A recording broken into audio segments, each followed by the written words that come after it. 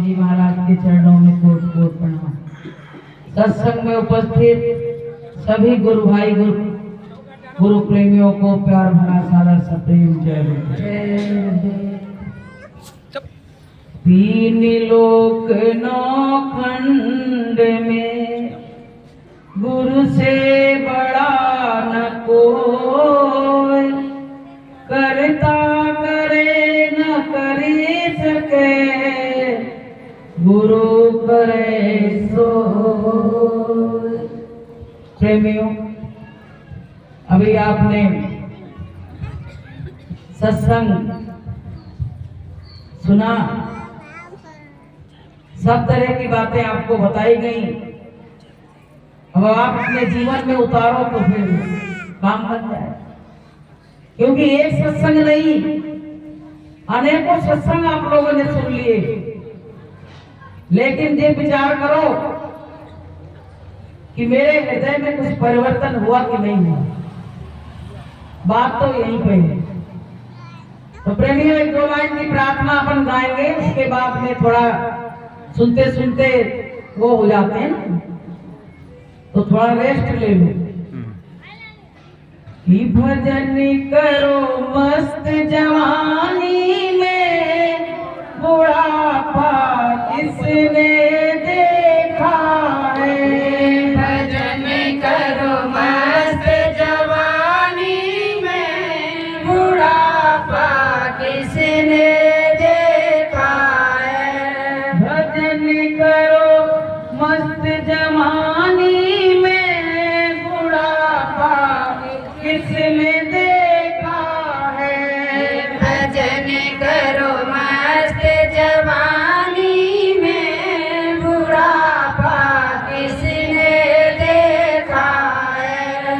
आँख से अंधे हो जाओगे, आँख से अंधे हो जाओगे, दरस तुम कर नहीं पाओगे। दरस तुम कर नहीं पाओगे। दरस करो मस्त जवानी में, बुढ़ापा किसने देखा है। दरस करो मस्त जवानी में, बुढ़ापा किसने देखा है। भजन करो मस्त जवानी में, बुढ़ापा किसने देखा है। भजन करो मस्त जवानी में, बुढ़ापा किसने देखा है। तो प्रेमियों, जब हमारी आंखों की रोशनी चली जाएगी, पैर से लंगड़े हो जाएंगे, तो हम गुरु के सत्संग में जा पाएंगे। भाई, लूले लंगड़े का कोई काम है? लूला लंगड़ा कोई हो जाए तो जो जाता है कहते भैया ने आए हाथ पकड़ लेना, तो कहता अरे हम जाए कि इनको पकड़ के उड़ लेना। इसलिए संतों ने कहा है कि दुनिया के सारे काम जवानी में हुए हैं, तो सत्संग का भी काम जवानी में ही होना चाहिए। लोग बुढ़ापे का सहारा देखते हैं, कहते जवानी में कोई माला फेंकता होगा। हम आपको बताएं, मेरी जब शादी होके आई, तो मेरी शादी तो गुरु महाराज ने कराई थी, मथुराओं ने। तो मेरे घर के लोग क्या कह रहे कि लला तो कह रहे थे मेरी बहू भजन करेगी, तुम भजन करोगी? हमने बिल्कुल करेंगे, बिल्कुल करेंगे भाई, वो काम थोड़ी छोड़ देंगे। हम अपनी माला तो अपने साथ लाए थे। तो प्रेमियों, भजन जो है ये बुढ़ापे की चीज नहीं है। नौकरी कहते हैं जवानी में, भैया तुम इतने साल के हो गए, नौकरी नहीं लगेगी, ओवर एज हो जाओगे, यही तो कहते हैं। अगर शादी नहीं हुई तो कहते कोई 40 साल के बाद तुम्हारी शादी करेगा। तो ये बताओ, जब तुमको दुनिया का कोई भी व्यक्ति स्वीकार नहीं करेगा, तो ये परमात्मा कैसे स्वीकार करेगा? कैसे स्वीकार करेगा? तो ये समझने की बात है।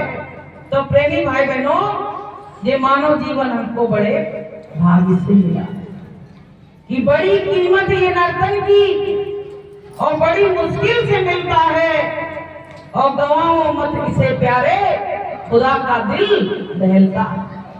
इसकी बहुत कीमत है क्योंकि मनुष्य जीवन से चूक गए अपनी तो भरोसा है कि मानव जीवन हमको दोबारा मिले। भाई परमात्मा की दया से मिल जाए तो मिल जाए, गारंटी नहीं है कोई। क्या पता कोई ऐसे कर्म बन जाए जो हमको मनुष्य जीवन ना मिले। तो प्रेमियों बड़े भाव के साथ सत्संग में आया करो और जब सत्संग में आया करो तो द्रौपदी ने जो बात कही थी कि संत दर्श को चालिए और तज ममता अभिमान और ज्यों ज्यों पग धरनी धरे तो कोटन यज्ञ समान। आज आप लोग दूर दूर से आए हैं, कुछ लोग बहुत दूर से आए हैं। तो प्रेमियों आप किस भाव से आए हो? अगर आप रिश्तेदारी निभाने आए हो तो फिर रिश्तेदारी ही निभेगी, लेकिन अगर आप इनके रिश्ते से आए हो तो फिर आपका तगड़ा काम होगा, नहीं तो भंडारा खा के चले जाओगे। सत्य बात है कि नहीं है? तो प्रेमियों अधिकतर लोग तो सत्संग के नाम से ही आए, लेकिन यहाँ आए हो तो हमको हर चीजों का त्याग करके आना चाहिए, खाली करके बर्तन। गुरु महाराज कहते बच्चों जब तुम्हारा बर्तन नहीं खाली होगा तो हम उसमें दया कहां से डालेंगे? भाई कोई चीज जब भर जाती तो कहते अब नहीं डालना, बाहर निकल जाएगी। तो प्रेमियों जब वहीं से सब काम से, क्रोध से, लोभ से, मोह से, अहंकार से ये बर्तन भरा हुआ है तो परमात्मा इसमें कहां से दया डालेगा, कैसे डालेगा? इसलिए वहां से पाक साफ होके ही आओ उसके सामने। उस समय सारी आशाओं को, तृष्णाओं को वहीं छोड़ के और गुरु के दरबार में आओ तो आपको दया का लाभ मिलेगा, वरना लाभ मिलने वाला नहीं है। तो प्रेमियों ये जीवन हमको देखिए, ये जीव जंतु जो है तो इस सत्संग के अधिकारी नहीं है। उधर कुत्ते भौंक रहे थे, अब उनको तो ये लगा भीड़ कहां से आई, भौंकोगा। लेकिन इंसान ऐसा काम नहीं कर सकता है, वो नहीं मानता है तो दूर से प्रणाम करके चला जाएगा, लेकिन यहाँ आप व्यवधान नहीं डालेगा क्योंकि उनको वो अधिकार नहीं मिला और मनुष्य को पूरा अधिकार परमात्मा ने दिया। तो प्रेमियों इतना बड़ा अधिकार दिया और इस अधिकार को हम अपना खोए दे रहे हैं। भाई हमारी उम्र धीरे धीरे जा रही है, किसकी जा रही है? गुरु महाराज कहते बच्चों सुबह होती है, शाम होती है और जिंदगी यूं ही तमाम होती है। सुबह शाम में जीवन जा रहा है, चली जा रही है उम्र धीरे धीरे, चली जा रही है उम्र धीरे धीरे, पल पल आठों पहर धीरे धीरे, पल पल आठों पहर धीरे धीरे, चली जा रही है भैया उम्र धीरे धीरे, चली जा रही है बहना उम्र धीरे धीरे। अब क्या कर रहे हैं कि बचपन भी बीता जवानी भी बीती, बचपन भी बीता जवानी भी बीती, बुढ़ापे का होगा असर धीरे धीरे, बुढ़ापे का होगा असर धीरे धीरे, चली जा रही है उम्र धीरे धीरे। तो भैया ये उम्र धीरे धीरे। एक वो दिन था कि हम गुड़िया और गुड्डा से खेलते थे, स्कूल जाते थे, छोटे छोटे थे, और आज वो वक्त आ गया कि अब कह रहे हैं अब तो हमारा बुढ़ापा, समय बदलता चला गया। तो प्रेमियों कहा है कि जवानी नींद भर सोया और बुढ़ापा देख कर रोया। बुढ़ापे में न तन तो बीमार, मन तो बीमार, और जो घर वाले हैं वो भी अच्छा व्यवहार नहीं कर रहे। क्या करूं बता। तब लोग कहते चलो भगवान के पास चलते। जब सब दरवाजे बंद हो जाते हैं जीव के, तब जीव सोचता है कि जब कहीं ठिकाना नहीं मिलेगा तो परमात्मा के दरबार में जरूर ठिकाना मिल जाएगा। तो कहते चलो सत्संग में चले। अब बताइए, अपने पूरे जीवन को होंक दिया अपने परिवार पे, अपने घर पे। अब जो कुछ बचा है, जब तुम किसी योग्य नहीं रह गए, तब तुम परमात्मा के दरबार में आओ। सोचने की बात है, विचार करने की बात है। तो प्रेमियों, हमको बुढ़ापे में नहीं, हमको जवानी अवस्था से ही अच्छे काम में लग जाना चाहिए कि कर ले तो काम और भजले तो राम। आप कौन बताए? हम सोच रहे नहीं, कलयुग में 100 वर्ष की उम्र बताइए। कौन 100 वर्ष अगर कोई जी जाए ना तो लोग घबराने लगते, कहते जी उंगली उठा के बताते हैं, कहते जी इतनी उम्र की होगी। बताइए पहले, उनको भी घबराहट हो रही कि 100 साल जी कैसे, बताइए पहले। तो प्रेमियों, एक बार क्या हुआ, एक महात्मा जी के सत्संग में 4 साल का बच्चा सत्संग में आके सत्संग सुनता, तो पूरी चर्चा फैल गई लोगों में। कहने लगे 4 साल का बच्चा अगर अभी से बैरागी हो गया तो इसके माँ बाप का तो जीवन बेकार हो जाए। बताइए, किसी का लड़का साधु संत बन जाए तो उसका जीवन बेकार हो जाएगा। लोगों की जिस सोच, बल्कि जीवन बन जाएगा। आप प्रेमियों, क्या हुआ, महात्मा जी भी कुछ हल्के ही थे। उन्होंने कहा सत्संग के बाद उस बच्चे को बुलाया कि बेटा, तेरी खाने खेलने की उम्र है और तू अभी से क्यों सत्संग में आता है? बड़े आलती पालती मार के एकाग्र होके बैठता है। तो उसने कहा महात्मा जी, मेरा भी एक प्रश्न है। आपने अपना प्रश्न बता दिया, अब मेरा भी सुनो। बोले तुम्हारा क्या है? बोले ये बताओ कि एक माली ने बगीचा लगाया है। तो बोले लगाया है। तो बोले उसका मालिक जो है बगीचे का, तो जब फूल को तोड़ने आएगा तो जो फूल बहुत मुरझा गया उसको तोड़ेगा कि कली को तोड़ेगा? तो महात्मा जी ने कहा वो जिसको चाहेगा उसको तोड़ेगा, क्योंकि उसी का बगीचा। समझ में आई बात? क्योंकि उस माली का बगीचा है, उसकी बगिया है, वो मालिक है, तो जो भी फूल तोड़ सकता है, वो किसी से पूछेगा नहीं। तो बोले आपने हमारे प्रश्न का उत्तर दे दिया, जो आपने पूछा था उसी का उत्तर दे है कि कोई भी फूल तोड़ सकता है। ऐसे वो काल जो है वो किसी समय हमको इस बगीचे से तोड़ के उठा ले जाएगा, इसीलिए मैं समय से सत्संग में आ गया। बोलिए प्रेम से। कितना बढ़िया उत्तर दिया कि इस जीवन का कोई भरोसा नहीं है, क्योंकि वो मौत जो होती है ना छोटे को देखती है और ना बड़े को देखती है। इस सुंदर नर्तन पाई के और मत करना अभिमान, और काल सभी को खाएगा, क्या बूढ़ा क्या जवान, सबको खा लेता है।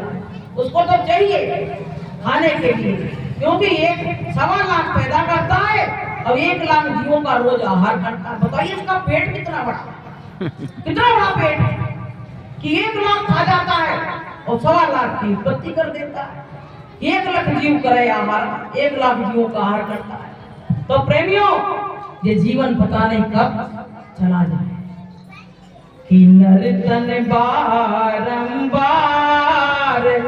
मिलना खेल नहीं, नर्तन बारंबार मिलना खेल नहीं। नाव पड़ी मझधार निकलना खेल नहीं, नाव पड़ी मझधार निकलना खेल नहीं। ये नर्तन बड़ी मुश्किल से मिला, बहुत रोए, बड़ी मन्नतें मांगी, यहाँ तक कि गुरु महाराज कहते हैं कि देवी देवता भी इस तन के लिए परेशान है। वो भी कहते हैं कि एक बार परमात्मा हमें मनुष्य तन दे देना और ऐसे संत सतगुरु का संग दे देना तो हम भी अपनी जीवात्मा को हमेशा हमेशा के लिए आवागमन से छुटकारा करवा लेंगे, क्योंकि छुटकारा जीवात्मा का कभी होता ही नहीं। जब तक संत नहीं मिलते हैं, सतगुरु नहीं मिलते हैं, तब तक इस जीवात्मा का कोई कल्याण करने वाला है ही नहीं। तो प्रेमियों, हमारा तो सौभाग्य है कि हमको मनुष्य तन मिला और हमारे गुरु महाराज मिले, और गुरु महाराज ने बताई कि हम आए हुआ देश से और जहां तुम्हारो धाम और तुमको घर पहुंचाना एक हमारा काम। गुरु महाराज ने तो बताया। तो प्रेमियों, हमको वहां का जब भेद बताया तो मेरी समझ में आ गया, समझ में आ गया। अब हम लोग क्या हुआ, गुरु के पीछे पीछे चल दिए। अब जब पीछे पीछे चल दिए हैं तो हमको कुछ लाभ मिलेगा कि नहीं मिलेगा, ये बताओ। ये परम पिता परमात्मा से हमने गठबंधन कर लिया है, नाता जोड़ लिया है, तो ये परमात्मा हमको कुछ देगा नहीं क्या? देगा। लेकिन आपको हम एक बार बताएं तभी देगा जब तुम दरवाजे पे। एक बार बताओ, तुम्हारा पति तुम्हारे लिए पूरी व्यवस्था करता है और फिर भी तुम जाओ दूसरे पति के पास, तीसरे के पास, तो वो तुम्हारा पति नाराज होगा कि नहीं होगा? होगा। तुमसे खुश रहेगा? नहीं।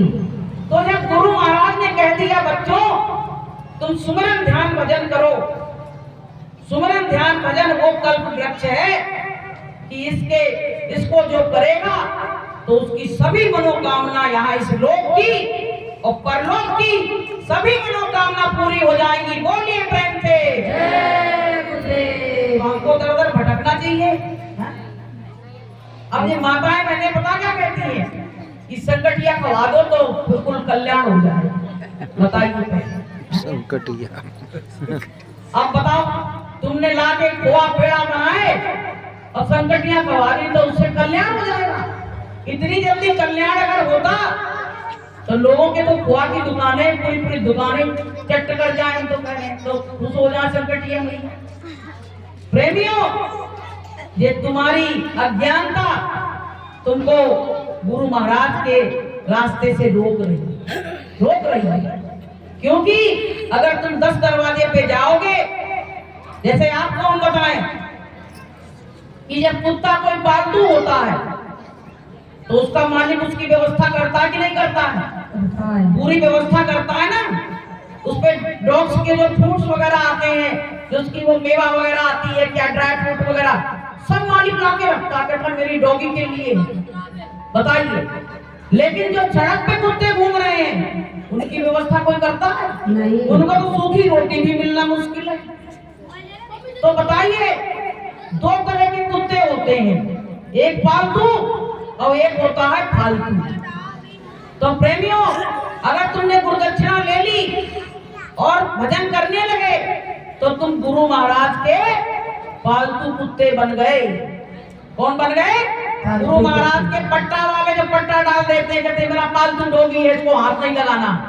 ऐसे गुरु महाराज कह देते उस काल से कि मेरा बच्चा है, इससे तुम्हें हाथ लगाने की जरूरत नहीं है। और प्रेमियों, जो फालतू घूम रहे हैं उनमें कोई मिलता लटपट कर देता तो वो कहीं को करके भग जाते, कोई लड़ने आता उसके लिए नहीं। तो प्रेमियों, हमारा सतगुरु जो है वो हमको पालतू बना लिया है और हमारे गले में जय गुरुदेव नाम का पट्टा डाल दिया है। अब हमको वो काल छूने वाला नहीं है। बोलिए प्रेम से। ये रास्ता अच्छा है कि वो भटकने वाला अच्छा है? बताओ आप लोग। ये अच्छा है ना? तो अब करोगी ये लोग, तुम लोग संगठिया करोगी? करेंगे। करोगी जरूर, मानोगी नहीं? मानोगी नहीं? आपको हम बताएं, ये संसार भेड़ चाल है। ये संसार क्या है? भेड़ चाल है। एक बार अकबर ने बीरबल से कहा कि ये संसार क्या है, तो बीरबल ने कहा संसार ये भेड़ चाल है। तुमने कैसे कह दिया? अकबर ने कहा, बोले कि वो कहा कि राजा साहब समय आने पे मैं इसका जवाब दूंगा। अब क्या हुआ, ये बात उसके मन में घूमती रही। एक दिन उसने क्या किया, एक मोची से जाके एक जूता बनवाया और उसमें हीरे जवाहरात लगवा दिए। अब प्रेमियों चौराहे पे खड़ा होकर चिल्लाने लगा बीरबल कि भगवान आया था, परमात्मा आया था और वो तो चला गया, पर हमने जब उसको खींचा तो उसका जूता मेरे हाथ में आ गया। अब तो वहां भीड़ लग गई, भेड़ चाल आ गई। अब तो भीड़ लग गई कि हम जूता के भी दर्शन कर लें। अब इतनी भीड़ कुछ कहने को नहीं, वो बेचारा भीड़ में दबा जाए। तब तक अकबर को खबर पहुंची कि वो परमात्मा आया और बीरबल को मिला है, और बीरबल ने खबर तक नहीं की। अब वो तो बहुत नाराज। अकबर आए वहां से, राजा आए तो फिर भीड़ थोड़ी छट गई, बीच में आ गए। तो बोले क्या हो गया? अरे बोले परमात्मा आया था और हमने उसको बहुत रोका, लेकिन वो रुका नहीं, पर उसका जूता मेरे हाथ में आ गया। अकबर ने कहा जिस जूते को मेरे राज में ले चलो, मैं इसकी पूजा करूंगा और इसको कांच में बाकायदा रख के इसकी पूजा होगी। अब भैया वो जूता पहुंच गया राज में। अब कांच में रख के रोज अकबर उसकी पूजा करे कि परमात्मा का जूता। तो कहा गया है कि बिन पर चले सुनाई में निकालना, कर से कर्म करे दिनाना। परमात्मा के पैर कुछ होते ही नहीं है, हाथ पैर के कुछ नहीं होते हैं, तो सदरूप है। अब भाई में क्या हो गया, एक दिन दोनों टहलने गए तो बोले बीरबल तुमने हमारे प्रश्न का उत्तर नहीं दिया। तो बोले उत्तर तो मैंने दे दिया। बोले कब दिया? बोले वो जो कांच में वो जूता रखा है ना, वो तुम्हारे प्रश्न का उत्तर है। बोले कैसे? बोले जी बताओ, आपकी रामायण में साफ साफ लिखा है कि बिन पग चुलाए सुने में निकाना और कर से कर्म करे में दिलाना। तो आपने कैसे मान लिया कि परमात्मा के पैर पे जूता पहने था और जूता यहाँ रह गया? तब उसने कहा हाँ ये बात तो सत्य है। तो बोले यही मैंने कहा